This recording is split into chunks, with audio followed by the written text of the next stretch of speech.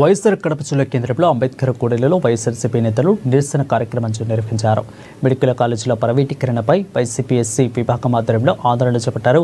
కూటమి ప్రభుత్వం అధికారంలోకి వచ్చాక పాలన గాడి తప్పిందని బద్వేలు ఎమ్మెల్యే డాక్టర్ సుధా అన్నారు. 16 నెలల్లో కూటమి ప్రభుత్వ పాలన ఏ విధంగా ఉందో ప్రజలు గమనిస్తున్నారని అన్నారు. జగన్ హయాంలో వైద్యానికి అధిక ప్రాధాన్యత ఇచ్చారని స్పష్టం చేశారు. 16 నెలల కూటమి ప్రభుత్వం పాలన ఏ విధంగా ఉందో అందరూ చూస్తున్నారు. జగన్మోహన్ రెడ్డి సార్ తన టెన్యూర్ లో 19 నుంచి 24 వరకు 2 ఇయర్స్ కోవిడ్ పోయిన తర్వాత కూడా ప్రజా ఆరోగ్యం పట్ల, ప్రజా సంక్షేమం పట్ల ఆయన తీసుకున్న వినూత్నమైన నిర్ణయాలందరూ కూడా అందరూ చూస్తున్నారు, అందరూ గర్విస్తున్నారు కూడా. ఆయన పాలనలో మేము పనిచేసినందుకు మేమంతా కూడా గర్వపడుతున్నాం. ఎందుకంటే యాజ్ ఎ డాక్టర్ కూడా మేము గమనిస్తే మెడికల్ అండ్ హెల్త్ లో ఎంత గొప్ప సంస్కరణలు కానీ, ఎన్ని జాబ్ ఆపర్చునిటీస్ కానీ జగన్మోహన్ రెడ్డి సార్ టైంలో వచ్చినంత మనం గతంలో ఎప్పుడు రాలేదు.